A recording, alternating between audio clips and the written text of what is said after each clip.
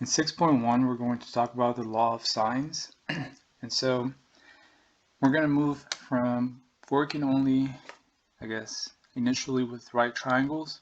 So the idea here is that the law of sines is used to solve what we call oblique triangles.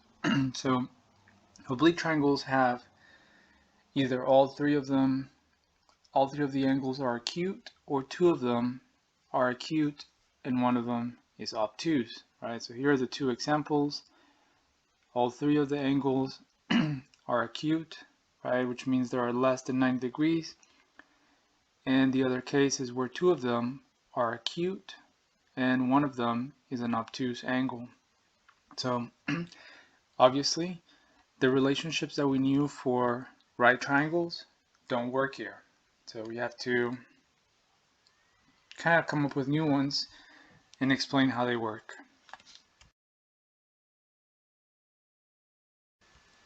Here is the definition for the law of sines. So capital A, B, and C are going to be the measurements of the angles of the triangle. Lowercase a, b, and c are the lengths of the sides opposite to those angles, right?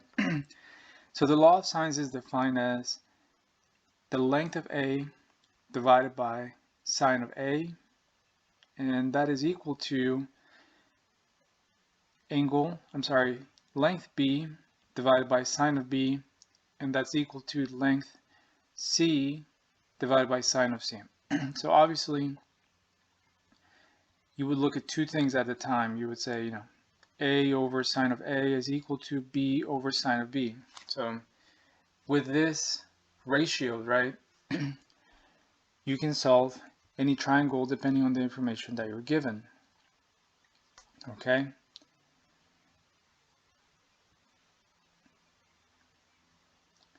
So let's talk about how it comes about, right? So we were given a triangle that is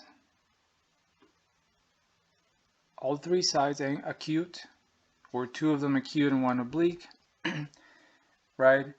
What we can't do is use the same information as before because it's not a right triangle. So what we can do is draw a vertical line that's perpendicular to the other side, like we show here, and you see how we have two triangles, right? We have something new that comes out of it. So here we're still going to use the SOHCAHTOA in order to come up with the measurements of sine. And so we know that sine of some angle x is equal to the opposite over the hypotenuse with whatever triangle it is that we're looking. So if we look at A, for example, here, we say sine of A is equal to, well, what is the opposite? The opposite in this case is H over B, right, for the triangle here on the left. And for example, say that we're looking for sine of B. Okay, and so that's going to be opposite, which is H, or the height of the triangle, over A. Okay, so let me kind of erase this definition here. And so what we want to do is notice that we have sine of A and sine of B defined. Now what they do have in common is that value of H. So if we solve for H, we get the following. We have B times sine of A is equals to H. And then on the other triangle, we have A times sine of B equals H.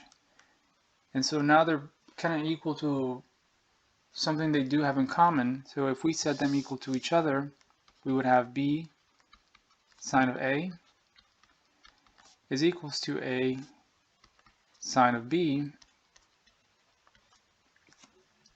And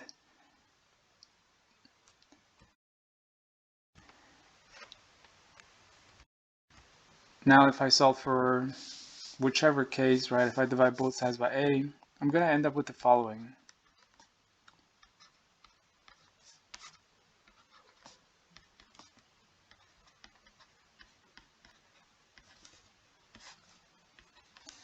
Okay, so this is a little bit different than what we saw in the given definition, but you could have this, or you could have the reciprocal of it, and it will still work. Okay, so both cases are the same, whether you have the sign on the numerator or in the denominator, they're still the same. And so here we got one of the equalities, right? We have a over sine of a is equals to b over sine of b. And you're saying, well, we're missing c over sine of c. And we can do that, right? We can figure it out by choosing to solve for the angle c. We don't have to, since just a little bit more of the same than what we show here. So that is the explanation as to how the law of sines comes about and how we can prove it using some algebra. Okay, so let's do an example and solve the following as a triangle, meaning that you're going to be given one side and two angles. So how do we solve for this? So first is sometimes good to draw a little triangle so that it helps you kind of see what's going on. So let's do that. Let's draw some triangle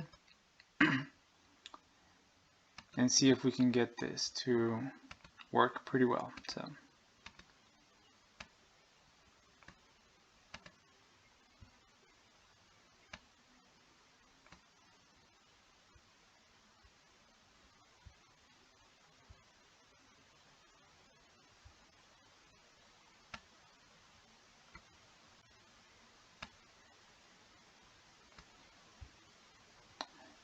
okay, I'm gonna say that's good enough, and we'll should always label the triangle if you're trying to use a triangle, otherwise it's kind of useless. So A is 46 degrees, then we have C being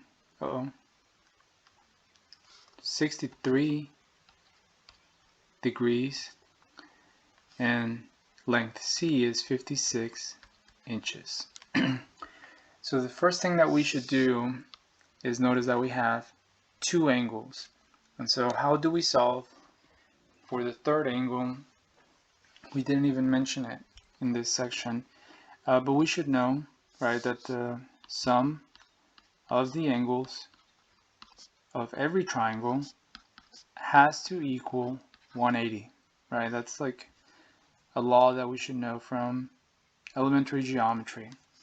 So A is 46 plus, I don't know B, but I know C, which happens to be 63. And all of that has to equal to 180. So if we add those two together, we get B plus 109 is equals to 180. And if we subtract 109 from 180, we get B is equals to 71 degrees. So we have found the first thing that we need to look for, right? So now we have all of the angles, now we need all of the sides or the lengths, right? And then one thing I forgot to mention is make sure you round to the nearest units, right? Whatever they ask you to round to in the directions is what we should do for our answer. So here we're told to round to the nearest tenth, and that is referring to the sides, to the lengths. If you're told to round to the nearest degree, then they refer to the angles. Okay, so be on the lookout for things like that so you get the right answer whenever you're working a problem. Now that we have this, we're going to use the law of sines to complete the work. So we can say A over sine of A, and I'm going to use the sine of C since that's given, right? So not only because it's given, but it's because it's the only side that we know. So if we plug in the information that we know, we have A over sine of 46 degrees is equal to 56 inches over sine of 63. And I'm going to solve for A because it's the only unknown left in this ratio or this equation, right? So all I need to do is multiply by sine of 46 to the other side, and we have A is equal to sine of 46 times 56 over sine of 63. So if you're trying to do this in the calculator, here's my best advice. So type this into the calculator. Sine, parentheses, I think the calculator automatically opens up parentheses for you. Make sure you close it. Then multiplication, and then open up a parentheses, and we'll do 56 divided by sine of 63. And then just close the parentheses. And this is for those calculators that don't have like the math template where it makes it look like a fraction and you have to type it all in one line. So this is the correct way to get the answer, right? Make sure you have parentheses around those fractions. That's what's going to be key in getting the right answer. So if we do that, what do we get? We get that A is going to be roughly, right? We're going to estimate A, not estimated, but we're going to round, is going to be 45.2 inches, right? We got that by using a calculator. So we can just write it up here, 45.2. And then the one last thing that we have going on here is solving for the length B, right? So we can use the same ratio of sine of C since it's one of the pieces that is given, right? I want to use that given information as much as possible just in case I make a mistake finding A. I don't want to use a mistake to help me find something else because it's going to be even more incorrect. Okay, so always use the information given as much as possible. So 56 over sine of 63 is equal to, do we know B? We don't know B, but we know that angle B is 71 degrees, and we do the same thing, right? We multiply to the other side, so I have sine of 71 times 56, all divided by sine of 63, and that is going to be B. So if we put that in the calculator and we round to the nearest tenth, we're going to get that B is roughly 59.4 inches, right? So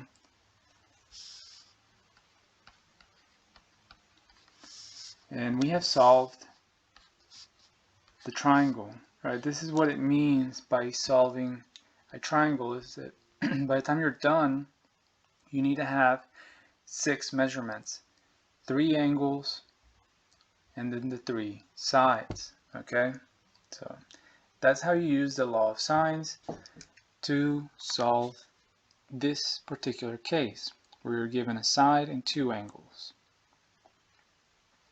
Okay, now let's solve another triangle different case. This is where we're given an angle, a side, and then an angle. So there's a difference to this in comparison to the previous problem.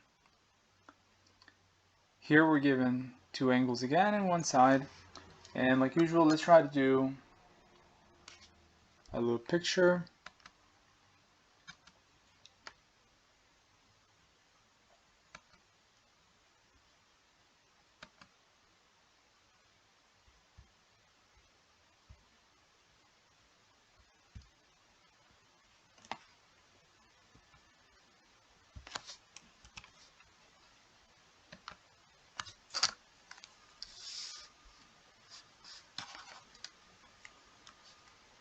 Okay, I think we'll just do it by hand.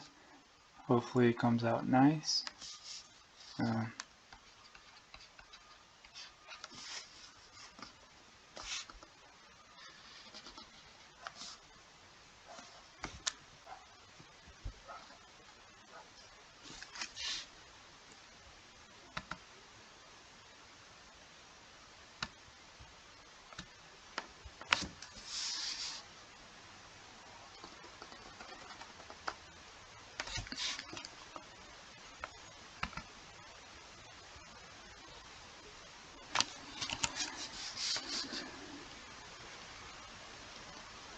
Okay, so that's not a right triangle.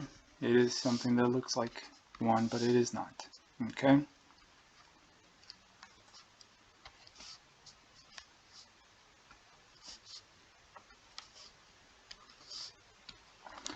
Okay, let's move on. So we're solving for the three angles, and we can do that, right? We have enough information, so remember A, B, and C have to equal 180, and we're told that A is 50. We don't know B again, and we know that C is 33.5, so B is going to be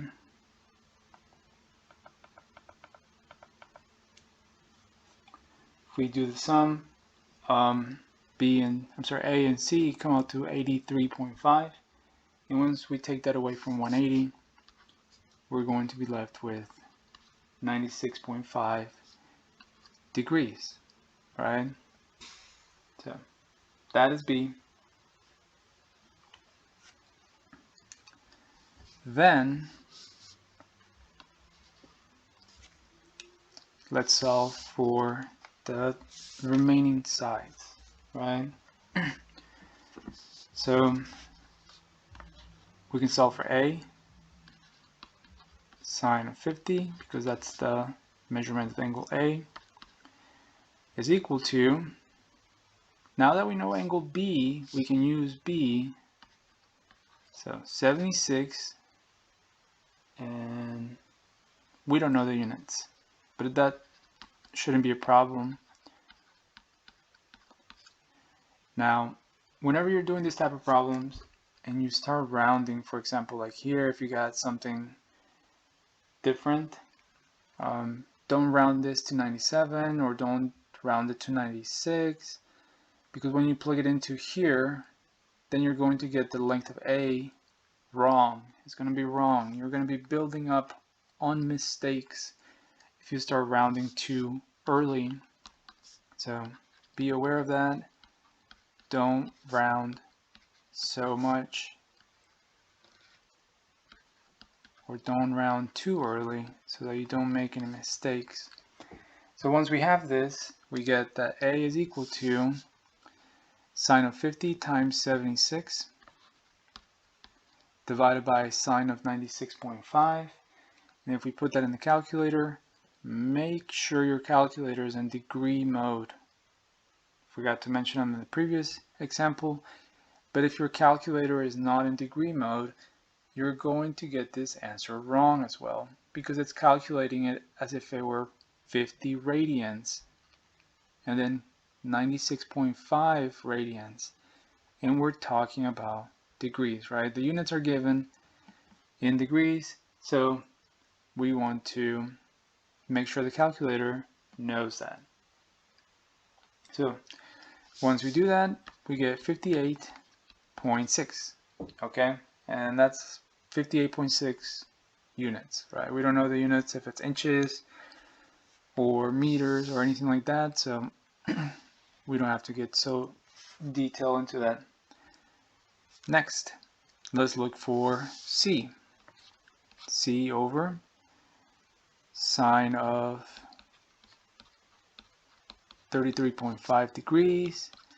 That is equal to, and we're going to use B again since it's one of the most given pieces, right? Like B was the given length, so we want to use that information so that we're not making any mistakes. And then we solve for C, and we get C to be equal to sine of 33.5 times 76 divided by sine of 96.5. So once we plug that in the calculator and round to the nearest tenth, we are going to get something similar, hopefully, to 42.2. Right, so at this time, we now have 3 angles and then 3 sides, right? So we have essentially solved this triangle. All right, so now that we've talked about a couple different cases and examples as to how to solve a triangle using the law of sines, we want to talk about what's called the ambiguous case, when you're given 2 sides but only 1 angle, right? The SSA. So what happens is that you could be given information, but this information may result in 1 triangle, 2 triangles, or no triangle. And how does that happen? So let's look at the given, or the picture here. You could be given angle A, right, which is one of the angles, and then 2 sides, right?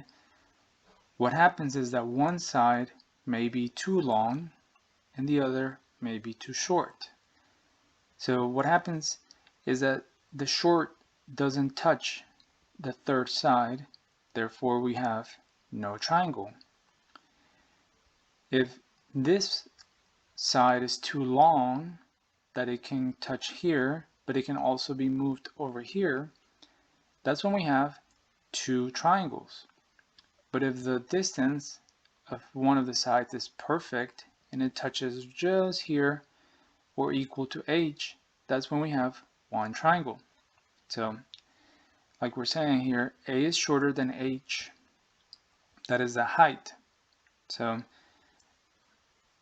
as you kind of understood from the explanation, the number of triangles depends on h, right? However high the triangle is, and the height is still the same definition as before, which is the opposite over the hypotenuse, right? For the sine of A, and if we solve for that, we get h. So here's an explanation for all the different cases of the ambiguous case, right? So case 1 is where we have 1 triangle. As before, you know, A, B, and A are given, so it doesn't have to be A, B, and A, but the idea is that you're given 1 angle and 2 lengths, right? So what happens with this one? Why is it only 1 triangle? Well, if you think or imagine that you swing the length of A all the way to over here, it's going to land right on top of B. So that's why this doesn't make 2 triangles. But the idea is that the height is equals to this. Now, A is greater than H, but then A could also be greater than B, right? So that's why it results in 1 triangle only. Case number 2 is pretty much the right triangle case, right? Where we have the length of A be perfectly equal to H, right? So it results that it touches right at the right spot, and if you move it to the left a little, it doesn't touch, but if you move it to the right a little, it also doesn't touch. So creating one triangle only. Case number 3 is where we have no triangle, right? Obviously A is too short. It is less than the height, and it is not long enough to touch here or there, and it doesn't complete a triangle. Therefore, the given information does not complete a triangle. And the last case is where we have two triangles. So I hope you can see that. Here is where it touches, and here is where it touches again. So we can say that, let's see, A, this is B, and we'll say this is C. But then also, this could be D. So the idea is that we have triangle ABC, but we also have triangle I guess you can say ADC, I'm sorry. So those are the two triangles that can come up while having this length A be longer than H and potentially less than B. Okay, so that's how we get two different triangles made under those circumstances. So these are the 4 cases that we can expect to see.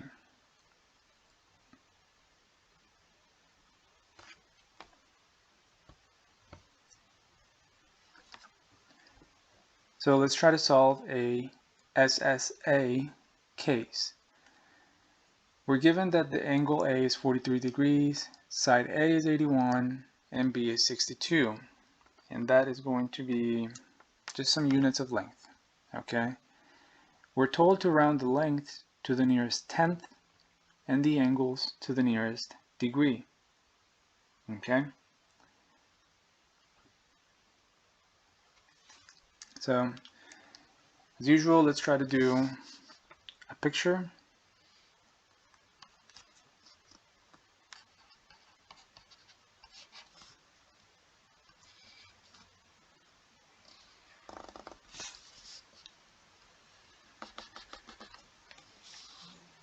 Okay, here's A, here's B, and here's C. We're told that A is 43 degrees, A measures 81, and B measures 62.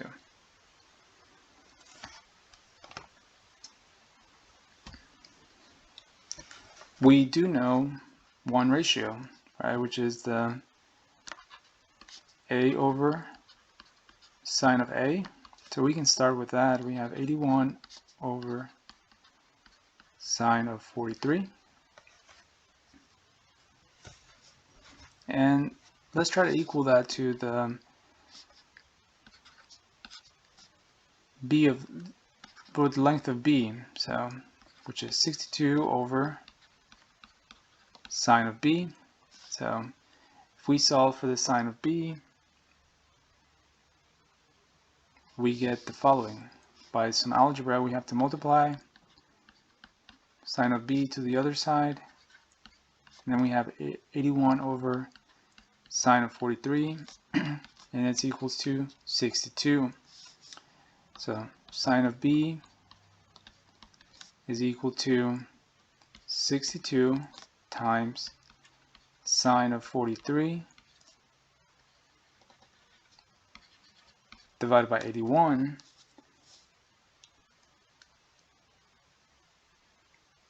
And if we want to get an approximation here, that's okay. I don't recommend it. I kind of like the exact solution. So we have to do sine inverse of whatever's on the right side in order to get a more exact solution. But if that's not what you want to do, then you could say sine of b is equals to, and this is roughly 0.5220, and then you take the inverse of that, okay?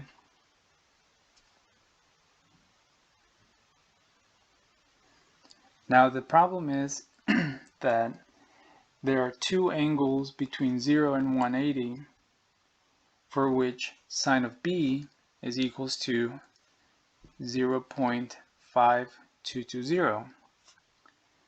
So I'm going to say B1, or angle B, is going to be 31 degrees, right? Because that's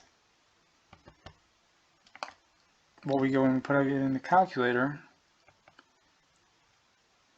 Actually, the inverse of it.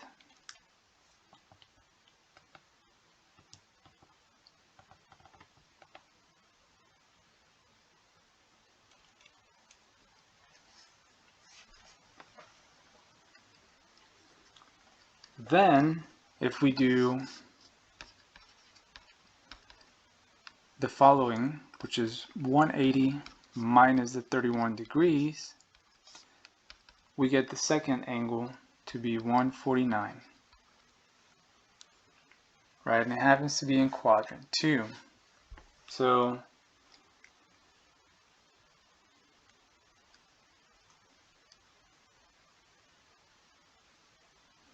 now what happens here is that you want to analyze and think, can B have a measurement of 149 degrees? All right, so for a second, think about it. And the answer is no, right? Because you already have one angle being 43. So if you do 43 plus 149, and you still need to add C, does that equal 180? And the answer is no. It goes over the sum of 180. So the only thing that we have to consider at this point is that angle of 31. So we don't need to consider the second option for sine of b, or b being equals something else. Okay, so we have found b.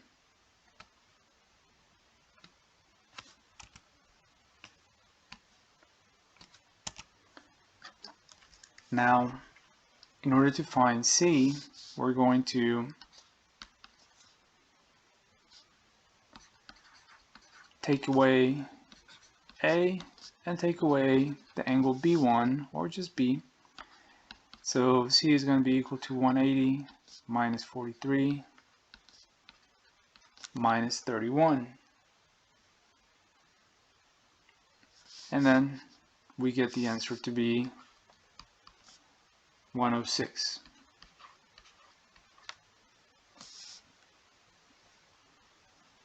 Okay, so at this point we have 31 degrees, we have 106. Where are we missing? We're only missing the length of C. So let's go back and use the, previously I said it was the most given information, but I meant the most accurate, since something that's given to you in the problem should be used the most because it is the most accurate information that we know. If you start using information that you came up with, it could potentially have small errors, and that's going to throw off the problem. So that's what I meant by using the most given information. I mean the most accurate. So 81 over sine of 43, sine of 43, I'm sorry, equal to, I don't know the length C, but I know the angle C at this point. So multiply that to the other side, sine of 106 times 81 all of that divided by sine of 43 degrees, and that is equals to the length of C. So once we plug that into the calculator, we will get something like 114.2. Remember, round to the nearest tenth or nearest degree, even if it says to the nearest hundredth, thousandth, whatever they say we should round to, that's what we should round to in order to not get the answer wrong. So here are the three pieces of information that we found, leaving us with a full triangle. Okay?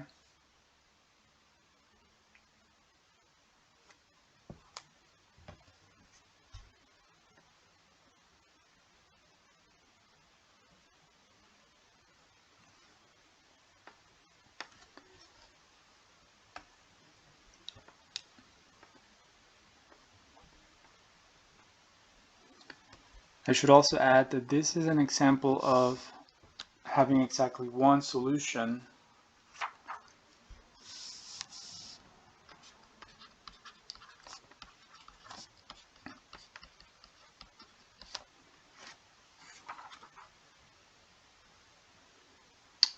Next, another example, and we're solving for side-side angle, and we're given angle A is 75,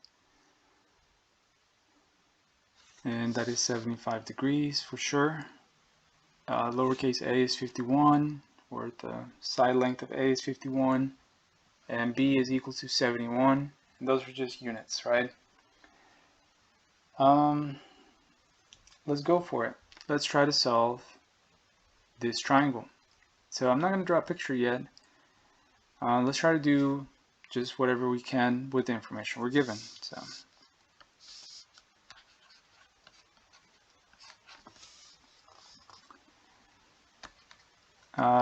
the ratio that I'm going to solve or set up is A over sine of A equals to B over sine of B, because that's the two pieces of information that I'm given, right? So let's do that. We're going to have 51 over sine of 75, and that's equals to 71 over sine of B. So let's solve for B. Multiply B to the other side, well, sine of B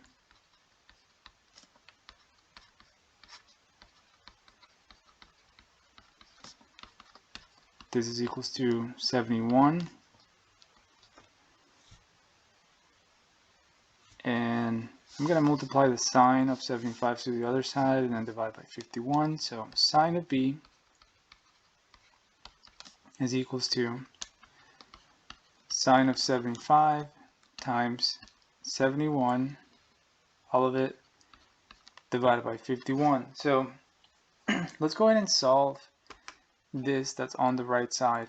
We're going to end up with sine of B being equal to, or approximately equal to, 1.34. So if you remember the unit circle, and the unit circle particularly, the unit circle has a radius 1, right? This distance is 1. Everywhere you look, it's 1, it's a 1. It has a radius of 1 everywhere. That means that any function that you evaluate, sine or cosine, can have at most the output 1 or the output -1, and it goes between those two values. So the idea here is, can you think of a number that you can plug in here that gives you something larger than 1? So think about that for a split second. And the answer is no, right? Because sine can never exceed 1, or the value 1, there is no angle B, right? So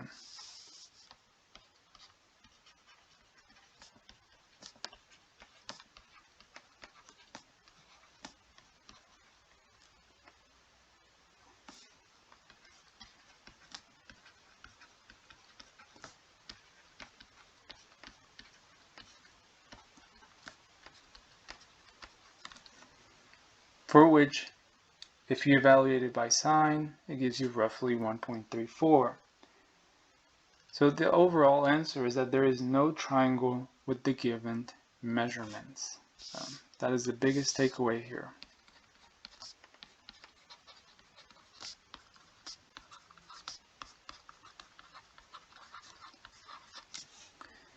The solution would be no triangle. It doesn't make a triangle. Okay? So that is one way for us to verify or how to check if there is no triangle. Okay?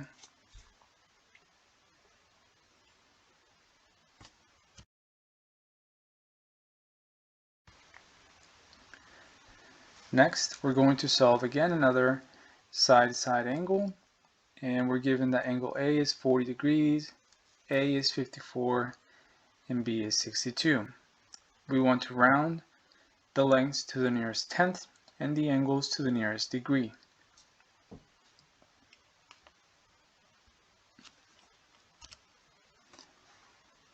Okay? Since we're given A and A, let's start with that.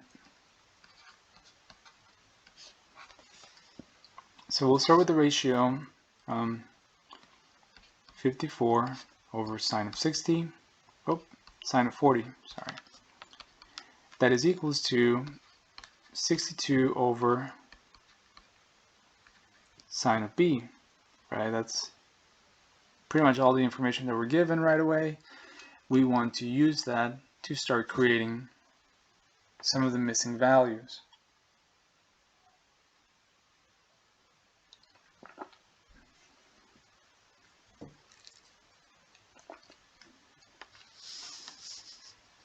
So as we've done before, I'm going to multiply sine of B to the other side. And I'm going to have 54 over sine of 40 is all going to be equal to 62. Since I want sine of B by itself, I'm going to multiply the 62 by sine of 40. And then all of that is divided by 54. Okay? So, once again, we're going to be left with some number here, or an approximation. And this comes out to be 0.7380. So notice how I have 4 decimal places. That is not my final answer, right? That is not the value of B. It is just a simplification for what is right above it. So this can be longer than the nearest tenth or nearest degree that we're asked to find our answers to. This is to ensure that my answer is not going to start becoming inaccurate. So we leave this as an answer, and then we find B, right? What is B? So B happens to be 48 degrees, right? So roughly 48 degrees. Now, if we noticed, there are 2 angles between 0 and 180 for which sine of B gives us 0.7380, right? So this is the case with sine because it's positive in the first and the second quadrant. So this is our B1. So we're going to do the same as we did in the previous example where we found a B1 and then a B2, right? This is going to be found by subtracting 48 from 180 and this comes out to be 132, right? And this is all degrees. So B2 is going to be roughly 132 degrees. So is it wrong to use it as the second angle? And the answer is no, because if you do the sum, right, of A, let's do it here. So A plus B, right, is 88. So that leaves us room for an angle C, and that is, at this point, we're looking to see, does it exceed or is it less than 180? So there could be potentially enough length or enough degree to have another triangle, right? So this is B1. So what about B2? Does it go over 180? And the answer is no, right? We have 40 plus 132, which comes out to be 172, leaving us 8 degrees for side or angle C. So that is enough to come up with another triangle. So it works out. We're going to have 2 triangles. And those are going to be 2 different angle C's, right? Because one of them, like I said, could be very large and the other one could be very small. So let's go ahead and start working on that. I'm going to make some more, I guess, room. Do we need it? So let's see. So we're going to find the angles C1 and C2, right? So pretty much we figured that we're going to have 2 cases. So let's move that out of the way.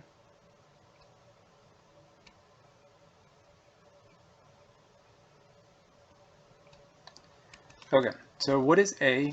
A is 40, right? So 40 plus 48 plus C1 is equals to 180. So obviously C1 is going to be 180 minus 88. And C1 comes out to be 92. Then again we have 40 plus 132 plus C2, and that's going to give us 180. So C2 is the same thing as 180 minus 40 minus 132, and that comes out to be 8 degrees.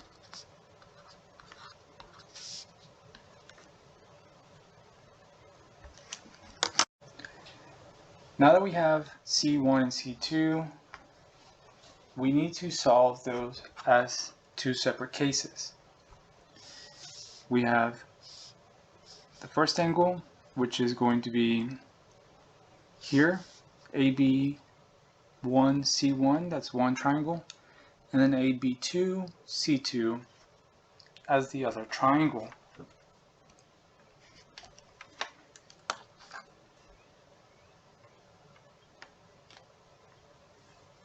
We're going to use the law of sines in order to do this.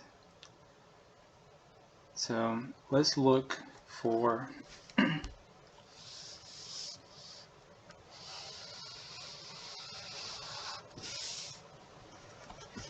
the first piece. So C over sine of C1 equals to A over sine of A. So I guess we'll make that a lowercase c, and that's the angle C. So we don't know the length, right? C1. We do know C1 to be 92 degrees. And this is equals to the given information, 54 over sine of 40. And then we solve for C1, and this is going to be equal to sine of 92 times 54 over sine of 40. So the only difference in this problem is that we need to kind of break into solving two separate triangles. That's the only difficulty, or the only thing that's different. So when we solve this information, we are left with 84.0 as the length for C1. Okay? Then we need to solve for C2. Same process. And we're going to use the given information once again because it's the most accurate. We don't know C2, so that doesn't change. We know the angle C2, and that was 8 degrees, and this is equals to 54 over sine of 40. Once again, we will solve for C2, and we have sine of 8 degrees times 54 divided by sine of 40. Right, so we're going to plug that into the calculator, and we're going to round to the nearest tenth. So we're going to be left with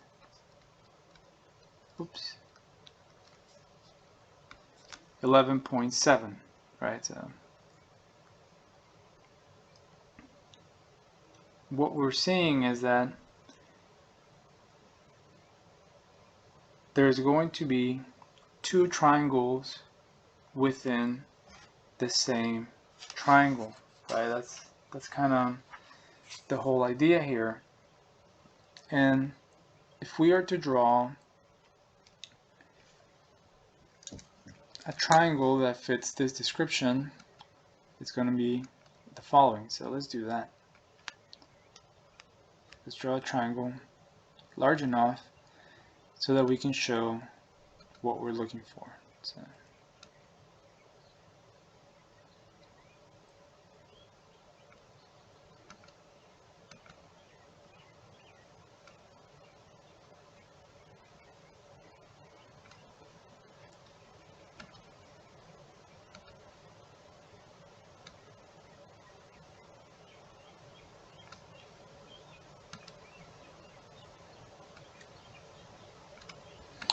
okay, so what we have is this.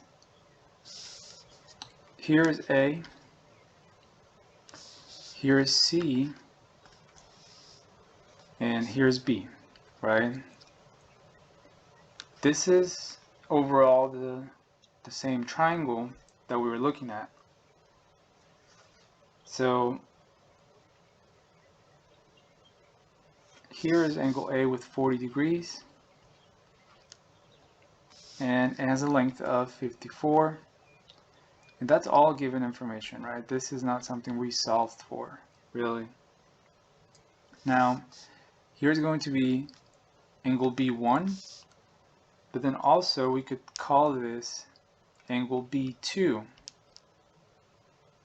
okay?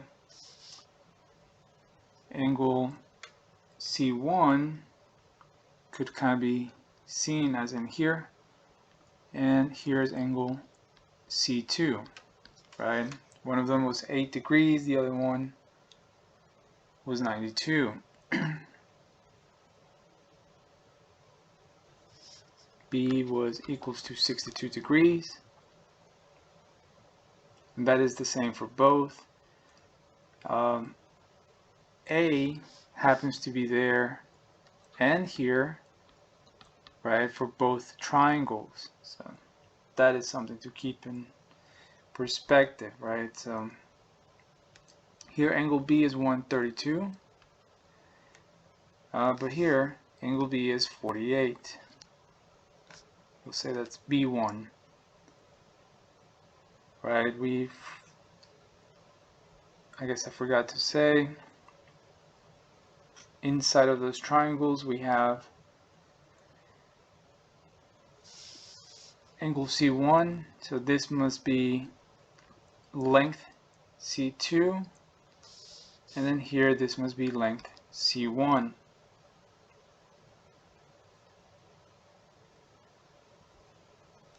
Okay, and that's how we get the idea of having two triangles within the same shape, or you can make two triangles with the given information, right? So you probably won't have to draw a triangle, or if you are given a triangle, at least you want to know what to look for.